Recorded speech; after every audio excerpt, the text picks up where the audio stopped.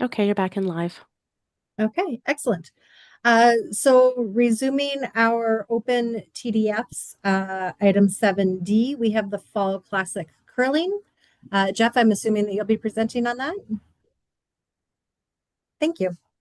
Yeah, so the Henderson Metal Fall Classic is taking place from October 23rd to 26th at the Curling Center. They put in a request for $17,050. So quick overview of the Henderson Metal Fall Classic. It's a world-class homegrown international curling event. This will be the third year. It was established in 2023 through the vision of Ryan Harden and Al Harden at the Curling Club. As mentioned, it'll take place from the 23rd to the 26th of October. They'll be welcoming 24 of the top men's curling teams from across the world, including Canada, US, Italy, Switzerland, Sweden, Scotland, Korea, and Japan for over 4 days. They'll battle it out in a triple knockout format. They've received TDFs in 2023 for $53,000, which was approved to install 24 high definition cameras for live streaming. And last year in 2024, they were approved for $7,112.39 for funding towards a PA system upgrade and turf carpeting for their spectator area. This event is outside of the Grand Slam curling events. It's got the largest payout at over $100,000. So that helps draw in a lot of the top tier teams.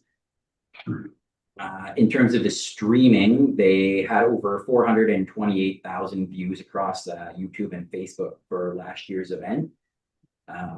Hosting this event really strengthens us as a curling destination, and with the exposure both for international visitors and as well as the streaming, it helps put us on the map. Their attendance projections are 252 out-of-town visitors for 4 days. Their revenue is projected at $165,000, which is corporate partnerships, ticket sales, team fees, and their expenses at $143,050. On the scoring matrix, they scored a 78, which puts them in the $10,000 to $15,000 range. The Fall Classic aligns with our strategic plan, attracting international visitors, generating media exposure outside of the Sioux, and it's a homegrown annual event. Already mentioned that they had 425,000 views, so we're recommending $10,000 towards their marketing budget and towards the production of the live streaming.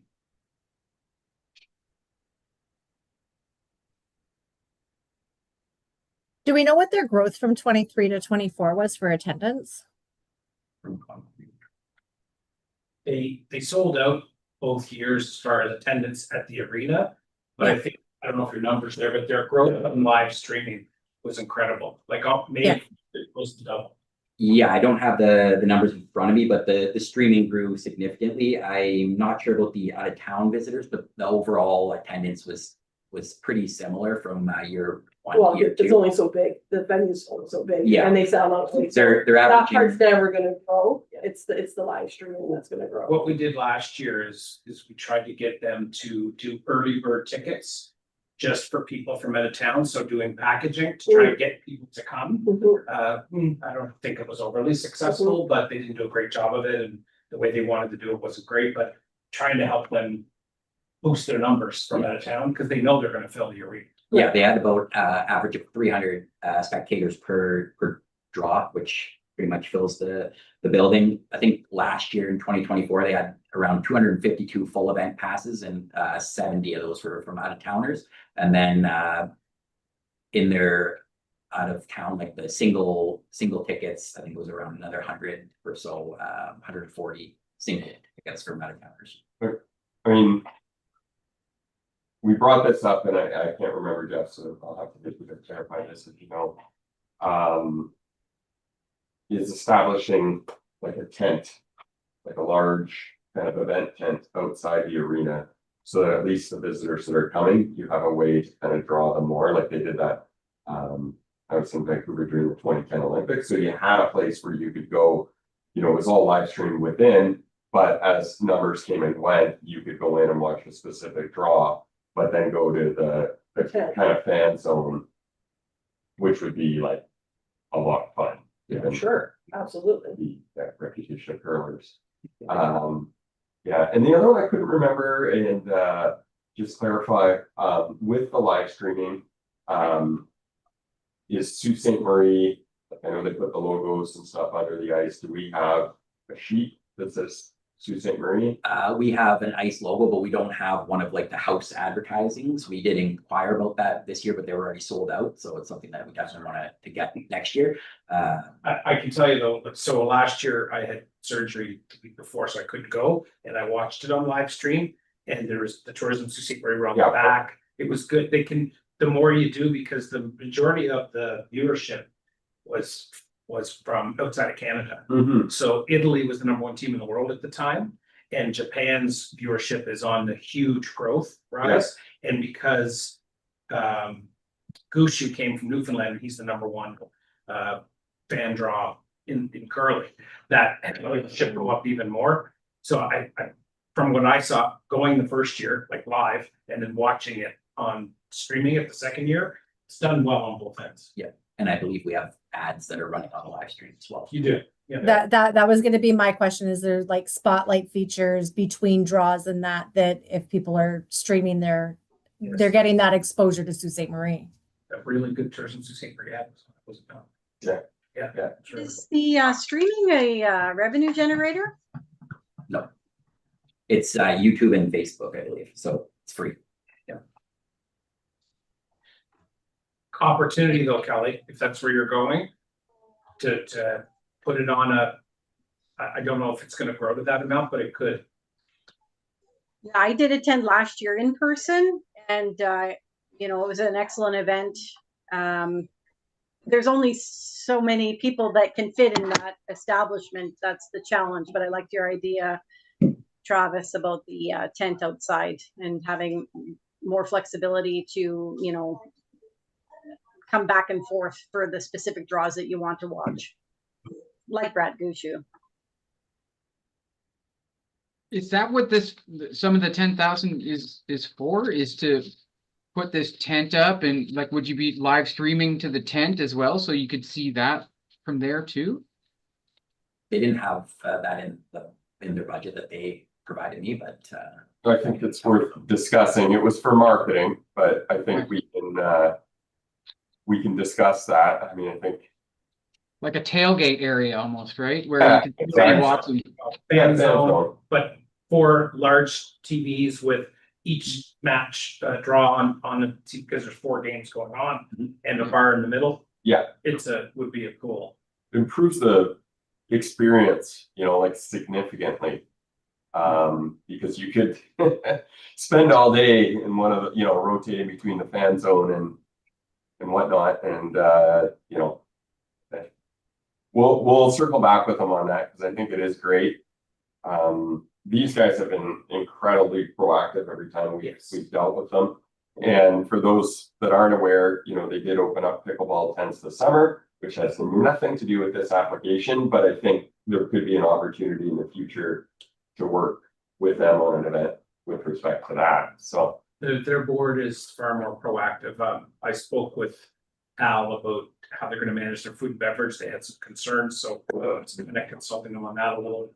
Full disclosure though, Brad Gushu, Brad Jacobs will not be there this year because it's an Olympic year. There's a Continental Cup event in the States, and Schuster, I think those 3. But Adine from Sweden, who is very good draw, and obviously Dunstone, which has the 2 Harned boys on it, will be there. So it'll still be a world-class event. Now, in terms of attendance, I didn't see anybody getting turned away last year. I mean, it was a full house, but again, nobody seemed to get turned away. So from a marketing standpoint, that it's important that dollars are put toward that. And then, with the tent idea, having the infrastructure to be able to hold the audience.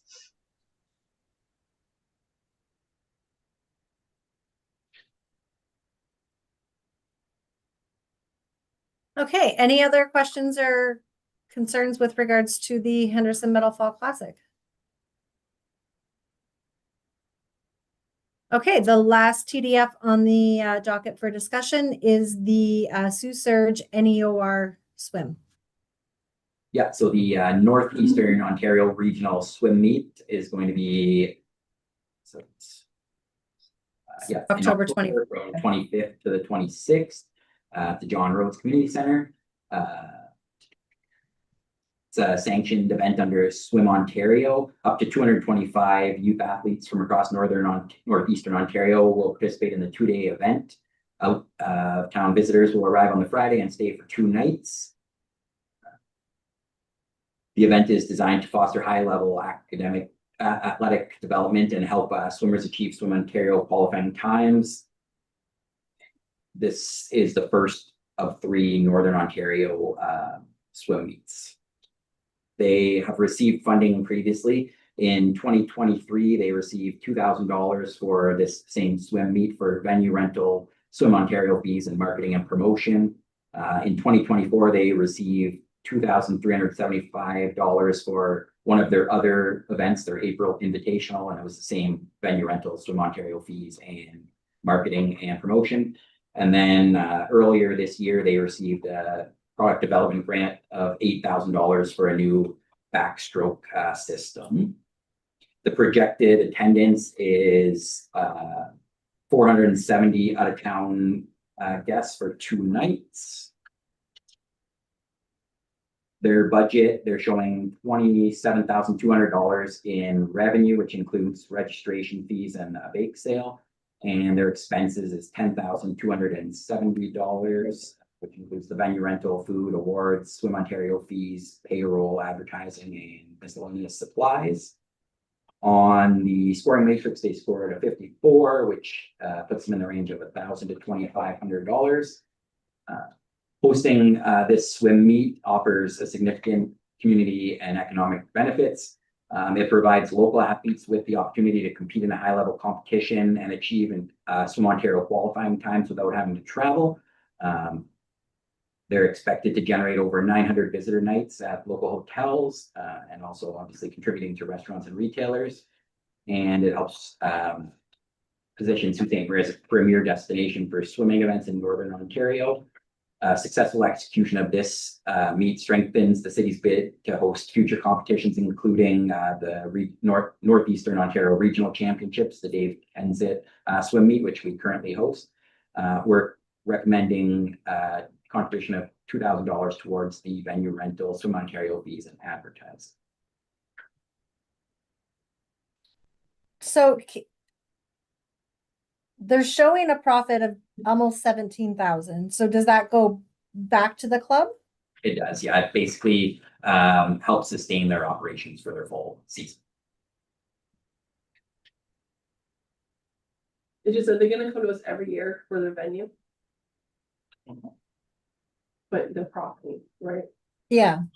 You could say they're profiting, Yeah. but they're profiting from the event, but Yeah. they're not really a for-profit organization. Yeah. That money allows them to continue to run their organization. I think the whole point is to make money on the event so that they can keep their organization. Yeah. So.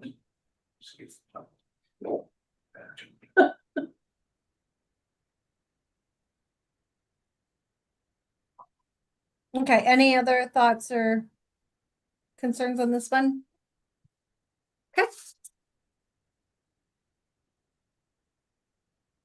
Okay, so from there, we will move into the resolutions. Did anyone else have anything that they wanted to bring up before we moved on to resolutions? Okay. So with regards to the TDF Search Mount Resort Fall Colors, Travis, we are going to defer that one at the current time until a future meeting. And yourself and the city staff are going to go back to the group and get some further clarification on what their intentions are with some of the offside projects like the seating and that kind of thing. Correct. Okay. Okay, so moving on to our other closed matter, which was conference bid 2025-001. That resolution reads, be it resolved that Tourism Sault Ste. Marie Board of Directors recommend a contribution of $10,000 through the Tourism Development Fund Conferences and Special Event Stream to support conference bid 2025-01, and that a report be submitted to City Council for consideration and approval. Do I have a mover for this motion? Kevin, and a seconder, Richard, and I'll call for a vote on conference bid 2025-001.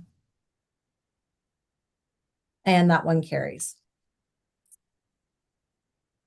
Our next docket item was a resolution regarding the Northern Ontario Disc Golf Championship. Be it resolved that the Tourism Sault Ste. Marie Board of Directors recommend a contribution of $4,000 through the Tourism Development Fund Conference and Special Event Stream to support the Northern Ontario Disc Golf Championship scheduled for September 2027 and 2028, September 27th and 28th, 2025, and that a report be submitted to City Council for consideration and approval. Do I have a mover for this resolution? No? Okay. So no mover, that one will be deferred or yeah.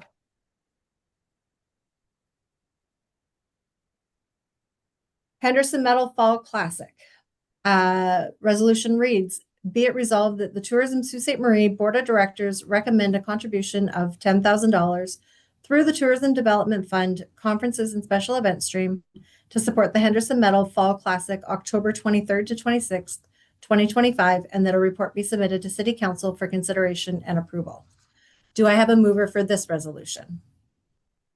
Kelly, and a seconder, Melissa. I will call for a vote on the Curling Classic. And okay, that one carries. And the final TDF on the docket is for the Sioux Surge NEOR swim. And that resolution reads, be it resolved that the Tourism Sault Ste. Marie Board of Directors recommend a contribution of $2,000 through the Tourism Development Fund Conferences and Special Event Stream to support the Northeastern Ontario Regional Swim Meet NEOR October 25th to 26th, 2025, and that a report be submitted to City Council for consideration and approval. Do I have a mover for this one? Melissa? Kevin as a seconder? And I'll call for a vote on the Sioux Surge. And that one carries. Okay, that covers everything that we had on our agenda for today. The next meeting is scheduled for September the 16th. Did anyone have anything else that they wanted to bring up or discuss before I move for adjournment? Okay, do I have a mover for adjourning? Kelly and Melissa? Okay, excellent. Thank you everyone for your time today. We will see you September the 16th.